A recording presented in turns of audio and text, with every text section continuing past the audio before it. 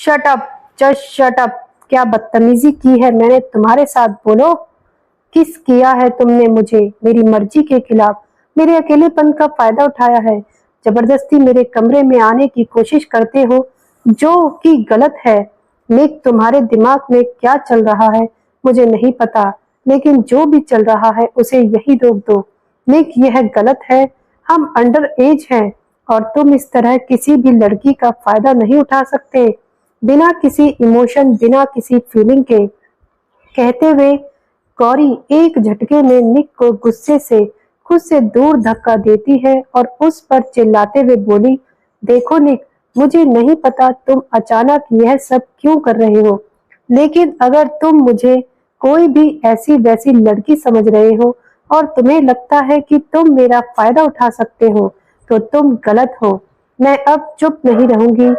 अगर तुमने मेरे साथ अगली बार बदतमीजी करने की कोशिश की तो मैं बाबा को सब कुछ बता दूंगी। लेकिन अगर तुम्हें मेरे यहाँ रहने से प्रॉब्लम है तो मुझे बताओ, मैं यहाँ से चली जाऊंगी बहुत दूर, क्योंकि मैं इस बात को अच्छे से समझती हूँ कि किसी अनाथ लड़की का एक इस तरह किसी के घर पर बिना किसी रिश्ते के रहना सही नहीं है।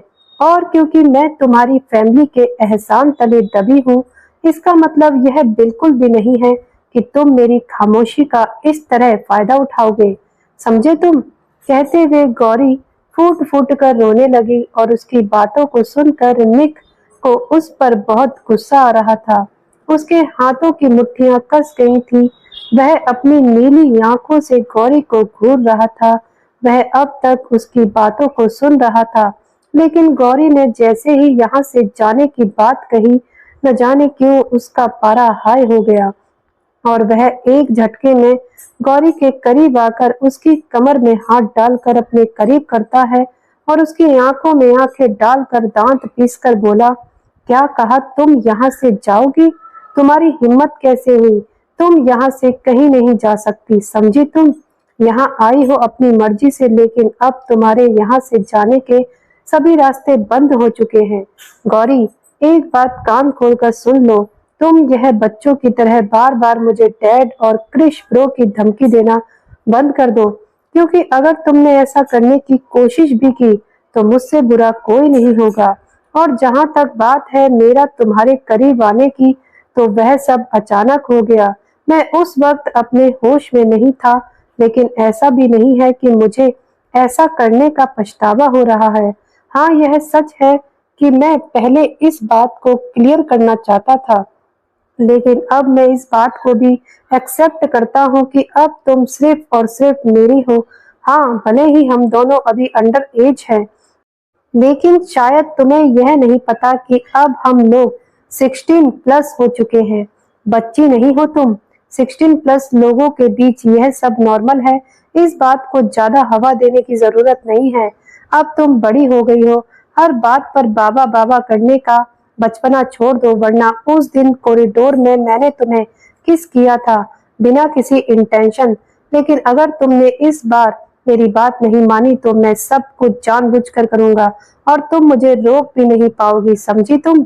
इतना कहकर निक उससे दूर हुआ और एक ठंडी सांस लेते हुए बोला, मैं यहाँ तुम्हें डराने नहीं आया था, बल्कि तुम्हारी प्रॉब्लम जानने आया था। लेकिन अगर तुम मुझे अपनी प्रॉब्लम नहीं बताना चाहती तो ठीक है, मैं अपने तरीके से सब पता कर लूंगा। अपने शब्दों को कहकर निक वहां से जाने लगा और अब गौरी, जो कि उसकी बातों को सुनकर हैरानी से उसकी तरफ देख रही थी, थोड़ी रिलैक्स हुई। लेकिन अचानक न जाने निक के दिमाग में क्या आया, उसके चलते हुए कदम रुक गए और वह अचानक ही पलटकर गौरी के पास आया और एक झटके में गौरी के गाल पर किस कर उसके गाल को अपने एक अंगूठे से रगड़ते हुए अजीब सी आंखों से उसे देखते हुए बोला, याद रखना, तुम मेरी हो, सिर्फ मेरी, समझी। इतना कहकर वह अपने चेहरे पर तिरछी मुस्कान लिए वहां से चला गया और उसकी बात को सुनकर गौरी की आंखें फैल गई। उसे तो यकीन ही नहीं हुआ कि अभी निक ने क्या कहा और क्या किया। उसे कुछ भी समझ नहीं आ रहा था। वह पूरी तरह शॉक थी। वहीं निक तेजी से कमरे से बाहर निकलते हुए अपने चेहरे पर तिरछी मुस्कान लिए अपने ख्यालों में खो गया।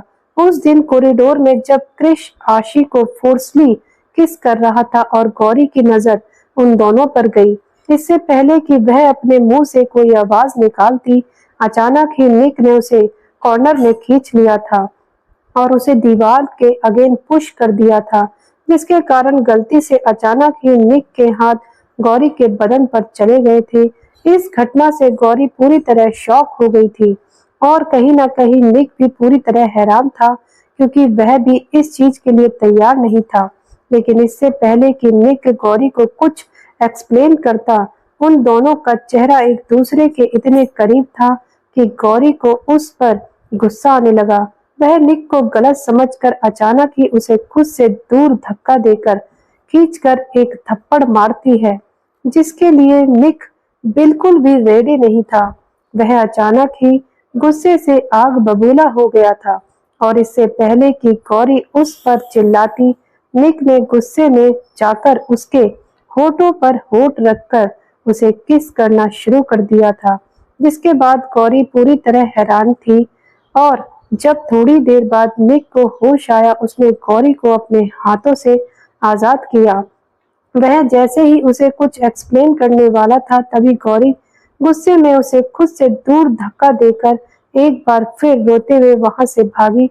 निक उसे समझाने के लिए उसके पीछे पीछे दौड़ रहा था कि तभी गौरी अचानक ही अंश से टकरा गई और अंश उसे रोता हुआ देखकर उसके रोने का कारण पूछता है, लेकिन गौरी उसे कुछ भी नहीं बताती। निक अचानक अंश को देखकर साइड में छुप गया और गौरी अपने कमरे की तरफ दौड़कर कमरे को बंद कर लेती है। अगले दिन जब निक उसे एक्सप्लेन करने के लिए उसके पास आ ही रहा था कि तभी उसने गौरी को किसी से फोन पर बात करते हुए सुना था। वह रोते हुए उसे कुछ कह रही थी, प्लीज ऐसा मत करो मुझे।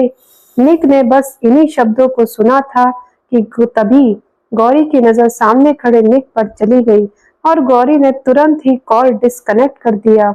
वह उसे इग्नोर करके वहां से जाने लगी कि तभी निक उसके हाथ को पकड़कर उससे उसकी परेशानी का कारण पूछने लगा, क्योंकि जहां तक वह गौरी के बारे में जानता था, गौरी अनाथ थी। उसका कोई भी रिश्तेदार नहीं था जिससे वह फोन पर बात कर सके। हाँ, अनाथ आश्रम के कुछ बच्चों से वह बात करती है, लेकिन उनसे बात करते हुए वह इस तरह घबराती नहीं। लेकिन निक के लाख पूछने पर भी गौरी ने उसे कुछ नहीं बताया था। उसे पर ही चिल्लाकर उसकी बदतमीजी हरकतों के लिए उसे डांट कर वहां से चली गई थी। अब निक वहां से जाते हुए दिल ही दिल में अपने आप से बोला, तुम्हारी प्रॉब्लम तो मैं जान ही जाऊंगा गौरी, क्योंकि मेरी चीज सिर्फ मेरी है और उनकी जिम्मेदारी भी मेरी है। वहीं दूसरी तरफ आशी और क्रिश इस वक्त हेलीकॉप्टर में थे। आशी विंडो से नीचे की तरफ देखकर बहुत एक्साइटेड हो रही थी, क्योंकि न्यू ईयर होने के कारण आसपास का नजारा बहुत ही ज्यादा ब्यूटीफुल था और क्रिश तिरछी नजरों से आशी को एक टक देख रहा था। इस समय उसके चेहरे पर कोई एक्सप्रेशन नहीं थे, न जाने उसके दिमाग में क्या चल रहा था। थोड़ी देर बाद वह दोनों एक आइलैंड पर पहुंचे। आशी क्रिश के साथ हेलीकॉप्टर से बाहर आई और उसने देखा कि हर तरफ ब्लैक सूट में बॉडीगार्ड खड़े थे, सबके हाथों में गन थी। आशी यह नजारा देखकर क्रिश से बोली, इतनी सिक्योरिटी लगता है यहाँ बहुत। इससे पहले कि आशी अपनी बात पूरी कर पाती, क्रिश ने गर्दन तिरछी करके उसे देखा और कहा, फायरफ्लाई, तुम कोई मामूली लड़की नहीं हो, बल्कि black dragon mafia king Krish Davidson की लाइफ पार्टनर हो। और यह पार्टी बहुत खास है, क्योंकि आज यहाँ वर्ल्ड के top mafia, smuggler, human traffic, top shooter सभी आए हुए हैं और ये वह सब किसी खास मेहमान का इंतजार कर रहे हैं। इसीलिए चलो चलते हैं। खास मेहमान मतलब? मैं कुछ समझी नहीं साइको। कहते हुए आशी तभी क्रिश उसकी कमर में हाथ डाले उसके साथ तेजी से आगे बढ़ते हुए बोला, सब समझ जाओगी फायरफ्लाई। इतना कहकर क्रिश आशी के साथ पार्टी हॉल की तरफ बढ़ गया। क्रिश जैसे जैसे आगे बढ़ रहा था, सभी सर झुकाकर उसका स्वागत कर रहे थे। आसपास खड़े सभी सिक्योरिटी गार्ड बिल्कुल एक कमांडो की तरह अलर्ट पोजीशन में थे। क्रिश और आशी के पीछे पीछे उनके अपने सिक्योरिटी गार्ड किसी पैरामिलिट्री और ब्लैक कमांडो की तरह तेजी से उन्हें सेव करते हुए उनके पीछे आ रहे थे और उन दोनों को दोनों तरफ से फॉलो करते हुए जीवा और समर थे। सबसे पीछे राका सिक्योरिटी पोजीशन देखते हुए चल रहा था, क्योंकि यहाँ जितने खतरनाक लोग आए थे उतना ही ज्यादा यहाँ खतरा भी था, क्योंकि इस अर्जेंट मीटिंग का कोई ना कोई मोटिव तो जरूर होगा। आशी यह सब देखकर बहुत अनकंफर्टेबल थी, क्योंकि उसके लिए यह सब बहुत नया और अनोखा था। उसने इस तरह के अजीब लोगों को पहले कभी नहीं देखा था। आसपास बहुत सारे माफिया, स्मगलर और डीलर थे, जो कि अपने हाथों में वाइन के गिलास लिए, कोई गन लिए अजीब नजरों से क्रिश और आशी को आते हुए उन्हें ग्रेट कर रहे थे। किसी के गाल पर कट का निशान था तो किसी के माथे पर। आशी के माथे पर इस समय पसीना था, क्योंकि वह लोग दिखने में सचमुच बहुत खतरनाक थे और उसने घबराहट में कसकर क्रिश का हाथ पकड़ रखा था। आशी भले ही खुद को डेवल क्वीन बनाने के लिए रेडी कर चुकी थी, लेकिन इस तरह के माहौल में अचानक आना उसके लिए थोड़ा अनकंफर्टेबल था। आशी की आंखों में घबराहट देख क्रिश अपने हाथों की पकड़ उसकी कमर पर और भी मजबूत कर देता है और अपनी नीली आंखों से उसे रिलैक्स होने का इशारा करता है। इसके बाद आशी एक ठंडी सांस लेती है। क्रिश जैसे ही पार्टी हॉल में दाखिल हुआ, सैकड़ों अंडरवर्ल्ड के लोगों ने उसे घेर लिया। सब एक बार क्रिश से हाथ मिलाना चाहते थे, उसे करीब से देखना चाहते थे, क्योंकि इनमें से कई लोगों ने सिर्फ ड्रैगन किंग का नाम सुना था, पर आज तक उसे देखा किसी ने नहीं था, क्योंकि ड्रैगन किंग हमेशा अपने ड्रैगन मार्क्स के पीछे छुपा हुआ था। लेकिन आज जबकि वह सबके सामने था, सभी उसे देखने के लिए, उसके दीदार के लिए बेचैन थे। क्रिश, जो कि आज ड्रैगन किंग होते हुए भी अपने चेहरे पर मास्क पहनकर नहीं आया था, वह अब लोगों का सेंटर ऑफ अट्रैक्शन बन चुका था। इसमें से कुछ लोग ऐसे थे जो आशी को क्रिश के साथ देखकर पहचान चुके थे कि वह उसकी लाइफ पार्टनर है, लेकिन वही कुछ लोग ऐसे भी थे जो उसे पहचानना तो दूर, उसके बारे में जानते भी नहीं थे। इस तरह की मीटिंग में अक्सर माफिया अपनी गर्लफ्रेंड या मिस्ट्रेस को लेकर आते थे, इसलिए आशी का यहाँ होना सभी के लिए बहुत बड़ी बात नहीं थी। लेकिन जो उसके बारे में जानते थे वह अब आपस में खुसुर फुसुर कर रहे थे। लेकिन फिलहाल आशी को इन सब चीजों से कोई फर्क नहीं पड़ रहा था। वह तो बस यह जानने के लिए बेचैन थी कि यहाँ क्रिश अपनी कौन सी मूव चलने वाला है।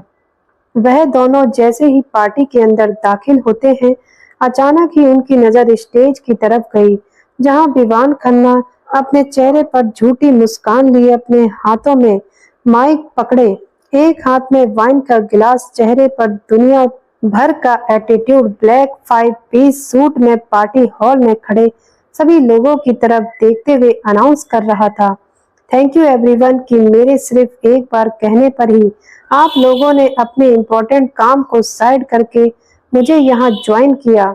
मैं तहे दिल से आप लोगों का शुक्रिया अदा कर रहा हूँ। सबसे पहले तो मेरी तरफ से आप सभी लोगों को हैप्पी न्यू ईयर। और अब मैं सीधा मुद्दे पर आता हूँ, क्योंकि मैं जानता हूँ आप लोगों का टाइम बहुत ही ज्यादा कीमती है।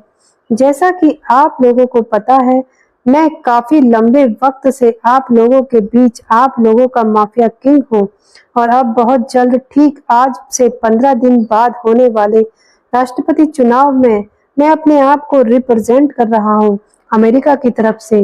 तो मैं आप लोगों से सिर्फ आप लोगों का कंसर्न चाहता हूँ और आप लोगों से वादा चाहता हूँ कि इसमें आप लोग अपनी तरफ से मेरी हेल्प करेंगे, क्योंकि यह बात सभी जानते हैं कि अगर यह पोजीशन मुझे मिलती है तो हमारे माफिया क्लेन को इससे कितना फायदा होने वाला है, और सबसे ज्यादा फायदा होगा उन लोगों को जो इसमें मेरा साथ देंगे। आप लोगों को सिर्फ अपनी पावर का इस्तेमाल करना है और मेरे साथ मिलकर मेरी जीत को पक्का करना है। जीत मेरी ही होगी, इसके बाद अमेरिका में आप लोगों को अपने लीगल और इलीगल बिजनेस फैलाना बहुत आसान हो जाएगा, क्योंकि जब गवर्नमेंट ही हमारे हाथ में है तो सब कुछ हमारे हाथ में है। क्या मैं सही कह रहा हूँ? मैं अपनी पूरी पावर सिर्फ आप लोगों के लिए इस इलेक्शन में लगाने वाला हूँ, ताकि हमारा माफिया बिजनेस और भी ज्यादा ग्रो करे।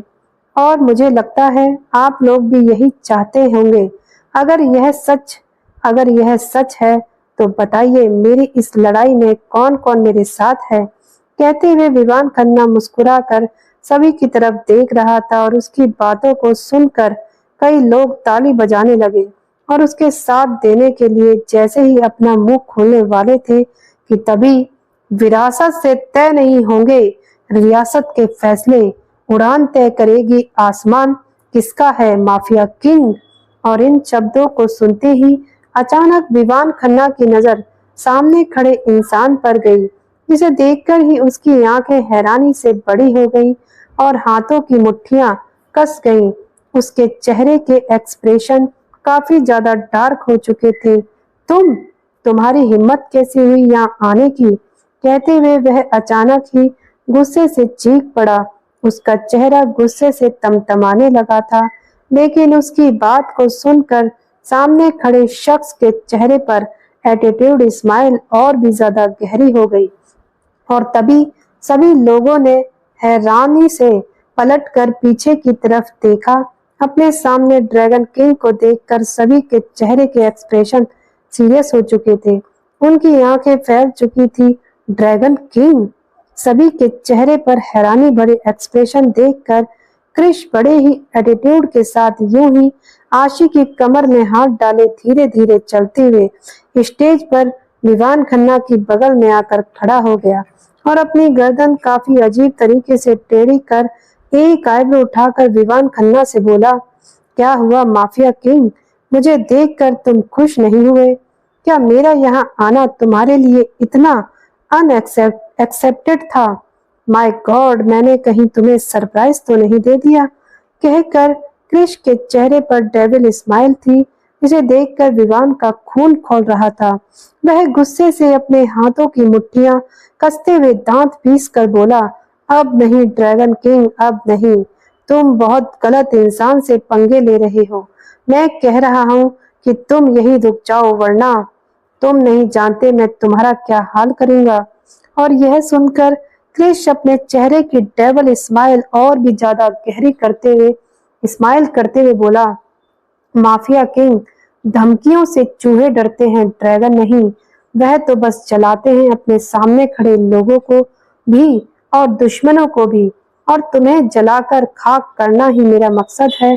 खैर, तुम्हें जो यहाँ फालतू की बकवास करनी थी वह तो तुम कर चुके हो, तो क्यों ना अब मैं भी अपनी तरफ से एक अनाउंसमेंट कर ही दूं। तो क्या तुम साइड होगे?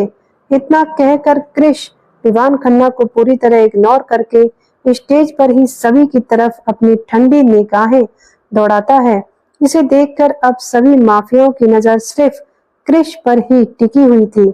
लेकिन जीवा, राका और समर के साथ आशिक के चेहरे पर एक तिरछी मुस्कान।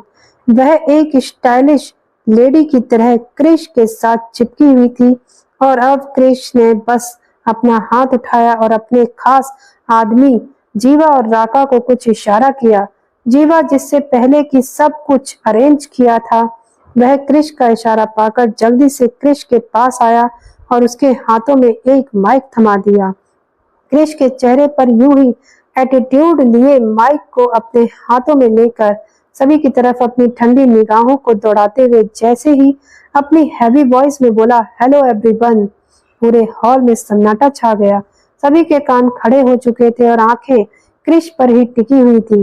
क्रिश के नाम की इतनी दहशत थी कि क्रिश की एक आवाज ही लोगों की रूह को कपा देने के लिए काफी थी।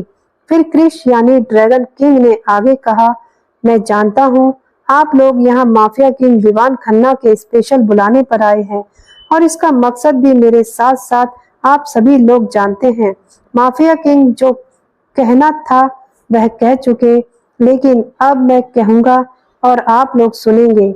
आज मैं ड्रैगन किंग आप लोगों को किसी से इंट्रोड्यूस करवाने वाला हूँ, क्योंकि मुझे लगता है कि इस शख्स से मिलवाना आप लोगों को बहुत इम्पोर्टेंट है, क्योंकि अब माफिया वर्ल्ड इसी शख्स के अंडर काम करेगा, जिसके पास होगी ड्रैगन क्वीन की पावर, और वह कोई और नहीं बल्कि मेरी वाइफ, मेरी पार्टनर आशी क्रिश डेविडसन यानी ड्रैगन क्वीन है। तो मैं चाहता हूं कि आप लोग ब्लैक वेलकम कीजिए हमारे वर्ल्ड की मैं एक नई और पावरफुल पर्सनैलिटी की। कहते हुए क्रिश ने तुरंत ही अपनी बगल में खड़ी आशी की तरफ इशारा किया, जिसे सुनकर आशी का मुंह खुला का खुला रह गया, क्योंकि उसे पता नहीं था क्रिश अचानक इस तरह उसे ड्रैगन क्वीन अनाउंस कर देगा। वहीं आशी के साथ साथ बाकी सभी माफिया भी पूरी तरह हैरान थे। अब वह लोग हैरान नजर से आशी को ऊपर से नीचे तक देख रहे थे, क्योंकि इस वक्त उनके सामने एक 18-19 साल की मासूम और कमसीन सी लड़की खड़ी थी, जिसे फूंक मारो तो उड़ जाए। तभी क्रिश ने अब सभी की खुसुर पुसुर को इग्नोर करते हुए एक बार फिर सभी पर बम फोड़ते हुए बोला, और इतना ही नहीं, ठीक 12 दिन बाद होने वाले नेक्स्ट माफिया किंग इलेक्शन में मेरी partner dragon queen, devil queen भी बनेगी। यानी इस बार वह होगा जो आज तक माफियाओं के इतिहास में नहीं हुआ। इस बार सभी माफियाओं की लीडर होगी एक queen, the devil queen. Krish के इतना कहते ही पूरे हॉल में गपशप शुरू हो गई, तो एक स्पॉटलाइट आशी के चेहरे पर आ गई और हॉल के दूसरे ओर पर एक बड़े से पर्दे पर आशी का चेहरा दिखने लगा। फिर क्रिश की आवाज आई, ड्रैगन क्वीन मेरी पार्टनर आशी क्रिश डेविडसन। क्रिश के इस अनाउंसमेंट के साथ ही अचानक ही विवान खन्ना क्रिश के फैसले का ऑब्जेक्शन करते हुए दहाड़ उठा। हा हा हा हा, ड्रैगन किंग, तुमने क्या माफिया क्लेन को गुड्डे गुड़ियों का खेल समझ रखा है, जो यहाँ कोई भी आएगी और ड्रैगन क्वीन बन जाएगी। चलो तुम्हारी वाइफ होने के नाते एक पल के लिए मान भी लिया जाए कि यह लड़की ड्रैगन क्वीन बन जाए, पर डेविल क्वीन बनने की कैपेबिलिटी इसमें नहीं है। हम माफियाओं के ऊपर एक औरत राज करेगी, यह हम माफिया कभी भी बर्दाश्त नहीं करेंगे। माफिया किंग की पोस्ट कोई खिलौना नहीं है जो किसी को भी उठाकर दे दिया जाए। यह जितनी पावरफुल पोजीशन है, उतनी ही ज्यादा खतरनाक और चैलेंजिंग भी है, और तुम्हारी इस छुई मुई में इतनी हिम्मत नहीं कि वह इसे संभाल सके। जाओ ड्रैगन किंग, जाओ अपनी इस बच्ची को लॉलीपॉप तो खाने के लिए, और मार्केट से एक बच्चे इंस्टॉलर ले लो जिस पर यह बैठ सके। माफिया किंग की गाड़ी इसे नहीं मिल सकती, और मुझे यह समझ नहीं आ रहा ड्रैगन किंग कि आखिर तुम इस बच्ची को इस खेल में उतार क्यों रहे हो। डोंट टेल मी कि तुम्हारे अंदर इतनी कैपेबिलिटी नहीं है कि तुम खुद माफिया किंग से टकरा सको, और इसलिए इस मामूली लड़की की बलि चढ़ाना चाहते हो। इसे सामने करके तुम खुद माफिया किंग की पोस्ट पर राज करना चाहते हो। हा हा हा, ड्रैगन किंग, तुम्हारा ये ख्वाब ख्वाब ही रह जाएगा, क्योंकि इसे तो हम पूरा नहीं होने देंगे। आप सभी लोगों का क्या कहना है इस बारे में। और विवान खन्ना के कहने पर अचानक ही सभी माफिया जो कि अब तक क्रिश की बात को सुन रहे थे, एक साथ तेज आवाज में क्रिश की बातों का ऑब्जेक्शन करते हुए विवान खन्ना की बात का समर्थन करके उसकी हाँ में हाँ मिलाने लगे। माफिया किंग बिल्कुल सही कह रहे हैं, हम एक मामूली सी लड़की को, एक औरत को अपना मास्टर कभी नहीं एक्सेप्ट करेंगे। वह हमारी क्वीन नहीं बन सकती, नहीं बन सकती, नहीं बन सकती। और अचानक इतने सारे माफियाओं की आलोचना को सुनकर क्रिश के चेहरे के एक्सप्रेशन डार्क होने लगे थे। उसके हाथों की मुट्ठियां कस चुकी थी, जिसके बाद जीवा अचानक ही गुस्से से दांत पीसते हुए जैसे ही कुछ कहने वाला था कि तभी राका और समर उसके हाथों को पकड़कर आंखों से इशारा कर देते हैं कि उसे फिलहाल कुछ भी नहीं कहना चाहिए। और अब आशी भी हैरान नजर से क्रिश को देख रही थी कि तभी विवान खन्ना उसके चेहरे पर डेविल स्माइल लिए धीरे से क्रिश के पास आकर बोला, तुम्हें क्या लगता है ड्रैगन किंग, मैं अपनी पोस्ट इतनी आसानी से अपने हाथों से चले जाने दूंगा। तुम यह जो लोग देख रहे हो ना सामने, मैं लंबे वक्त तक इनका किंग बनकर इन पर राज कर चुका हूँ। इन्हें मेरे खिलाफ ले जाना इतना आसान नहीं होगा। आज तक कोई भी मेरी बर्बादी में नहीं आ सका और आगे भी नहीं आ पाएगा। तुम्हें क्या लगता है सिर्फ एक डेविल किंग सिग्नेचर रिंग लेकर, पुराने डेविल किंग की बेटी को लाकर, कुछ पैसों और पावर का लालच देकर, कुछ माफिया को अपनी तरफ करके तुम मुझे हरा सकते हो? तो तुम बहुत बड़े बेवकूफ हो। अगर devil king the mafia king की पोस्ट को पाना इतना आसान होता तो मैं सबसे पहले यह पोस्ट अपने बेटे को देता। लेकिन यह पोस्ट मेरा हक ही नहीं बल्कि मेरा जुनून है, जिसे मैं किसी को भी छीन तो क्या, ख्वाब में भी आने की इजाजत नहीं देता। अभी भी मौका है ड्रैगन किंग, चुपचाप चले जाओ यहाँ से जिस तरह आए हो, वरना पिछली बार तो तुम मेरे हाथों से जिंदा बच गए थे, पर इस बार नहीं बच पाओगे। और सिर्फ तुम ही नहीं बल्कि तुम्हारे साथ आने वाला हर गद्दार जिसने यह सोचा कि वह मुझे डबल क्रॉस करके ज्यादा वक्त तक जिंदा बच जाएगा, उसे भी मैं उसकी औकात बहुत अच्छे से समझा दूंगा। कहते हुए विवान खन्ना की नजर जीवा पर थी और जीवा अपनी डार्क नीली आंखों से विवान खन्ना को घूर रहा था कि तभी युवान खन्ना, जो कि फिलहाल स्टेज से नीचे खड़ा था, अपने हाथों में लगे हुए बैंडेज को संभालते हुए स्टेज पर धीरे धीरे काफी मजबूत कदम रखते हुए क्रिश और आशी की खिल्ली उड़ाते हुए बोला,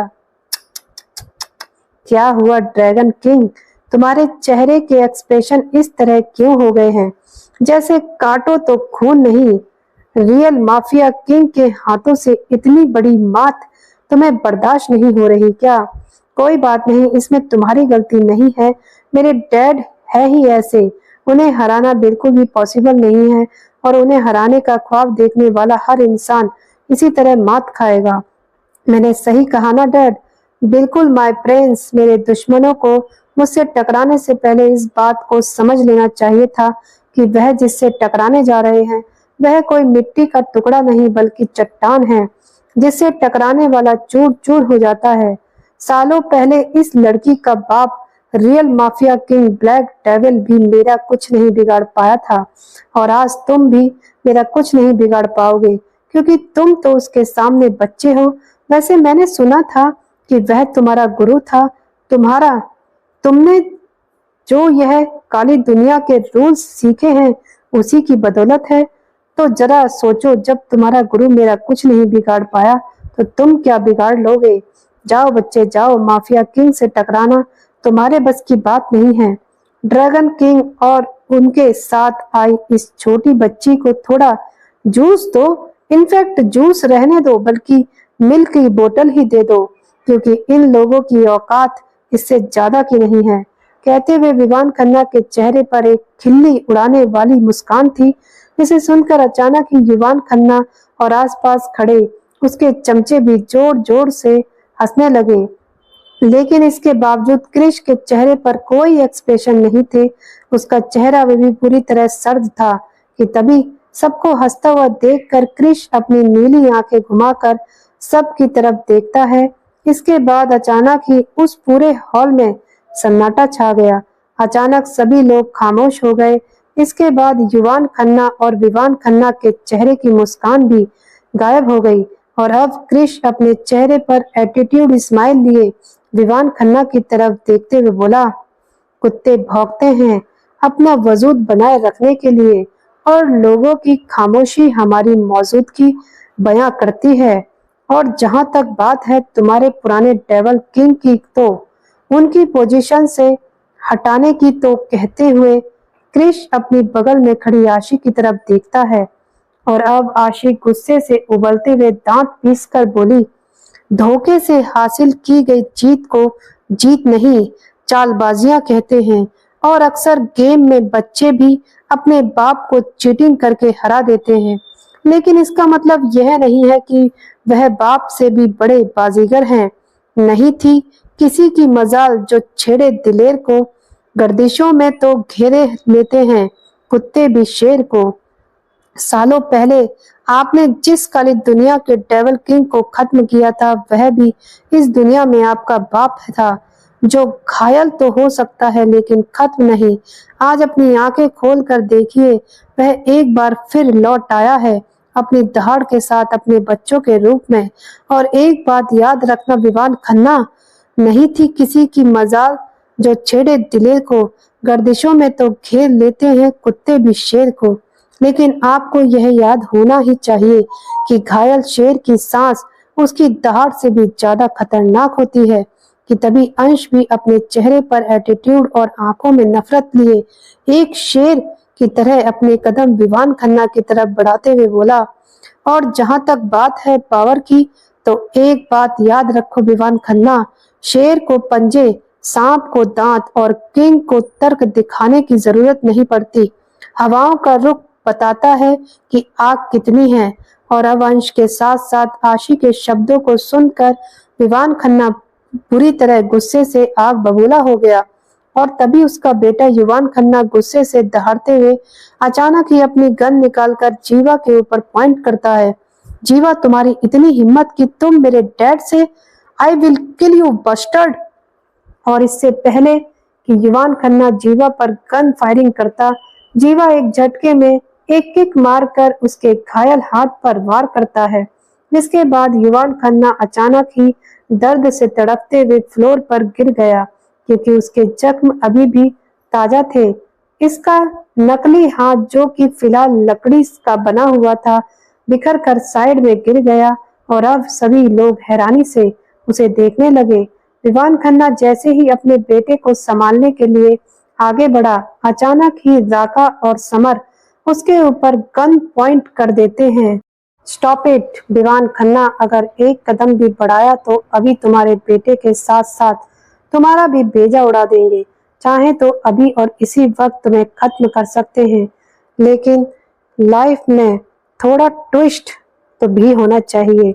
अभी तो तुम्हें बहुत कुछ देखना बाकी है। जीवा फ्लोर पर पड़े हुए युवान खन्ना की तरफ देखकर दांत पीसकर बोला, और तुम युवान खन्ना, तुम हमारे लेवल में आने की कोशिश मत करो, क्योंकि यह तुम्हारे बस की बात नहीं है। बिल्लियां बनाई जाती हैं लेकिन शेर पैदा होते हैं, और बिल्लियां लाख कोशिश कर ले लेकिन शेर की तरह दहाड़ नहीं सकती। तुम्हारे बाप ने तुम्हें सिर्फ म्याऊं म्याऊं करना ही सिखाया है, तुम वही करो। अगर पंजे दिखाने की कोशिश की तो अभी तो सिर्फ एक हाथ काटा है, इस बार पूरा हाथ और गर्दन भी काट दूंगा, समझे तुम। ले जाओ इस कचरे को और फेंक दो बाहर। कहते हुए जीवा अचानक ही अपने गार्ड को ऑर्डर देता है, और उसका इतना पावर, इतना एटीट्यूड देखकर आसपास खड़े सभी माफियाओं की आंखें फैल गई। ऐसा नहीं था कि विवान खन्ना यहाँ खाली हाथ आया था, उसके भी कई सारे सिक्योरिटी गार्ड थे जो कि अब तक अपनी गन क्रिश और उसकी टीम पर तान चुके थे। लेकिन वह लोग अचानक हैरान तब हो गए जब उस पार्टी में काम कर रहे हर एक वेटर पर एक क्लीनर और हेल्पर अपने अपने पॉकेट से गन निकालकर पीछे से उन्हें उसके पॉइंट पर ले आते हैं। और उन बाकी सभी माफिया कुछ नहीं कर पाए, क्योंकि अब तक सबको पता चल गया था कि यहाँ जरूर कुछ ना कुछ ऐसा चल रहा है जो उन लोगों की समझ से बाहर है। और अब वह लोग किसी एक के साथ मिलकर दूसरे को अपना दुश्मन नहीं बना सकते थे। अचानक ही क्रिश के कुछ लोग आगे आए और युवान खन्ना को घसीटते हुए वहां से दूर ले गए। वह चिल्लाता रह गया, लेकिन उसकी चीखें कोई नहीं सुन रहा था। और अपने बेटे की यह हालत देखकर विवान खन्ना गुस्से से आग बबूला हो रहा था कि तभी वह अचानक ही क्रिश और जीवा पर दहाड़ते हुए बोला, तुम्हारी हिम्मत भी कैसे हुई? तुम लोग समझते क्या हो अपने आप को? बहुत बड़े 30 मार खान हो, कोई औकात नहीं है तुम लोगों की मेरे सामने। तुम चाहे कितना भी पावर लगा लो, मुझे हरा नहीं सकते, क्योंकि सब कुछ सिर्फ मेरे कंट्रोल में है। कंट्रोल मशीनों को किया जाता है, तूफानों को नहीं विवान खन्ना। और जो रेस में पहले जीत कर जश्न मनाए उसे या तो ओवर कॉन्फिडेंस या फिर बेवकूफ कहते हैं। तुम किस कैटेगरी के हो? अचानक ही यह शब्द उस पूरे हॉल में गूंज उठे। यह शब्द कर्कश और विवाददार थे, जिसे सुनते ही सभी लोगों की नजरें एंट्रेंस की तरफ गई। और अब अचानक ही सामने खड़े शख्स को देखकर सभी की आंखें फैल गईं। तुम अचानक ही विवान खन्ना की आवाज में एक अलग ही हैरानी थी, जिसे सुनकर सामने खड़े शख्स के चेहरे पर एक डेविल स्माइल आ गई। तो दोस्तों, आखिर कौन है यह शख्स और क्या है इसका मकसद यहाँ आने का? दोस्तों, आगे की कहानी जानने के लिए बने रहिए हमारे साथ हमारे चैनल टीएल हिंदी स्टोरी पर। मिलते हैं अगली वीडियो में अगले एपिसोड के साथ। तब तक के लिए आप सभी का बहुत बहुत धन्यवाद।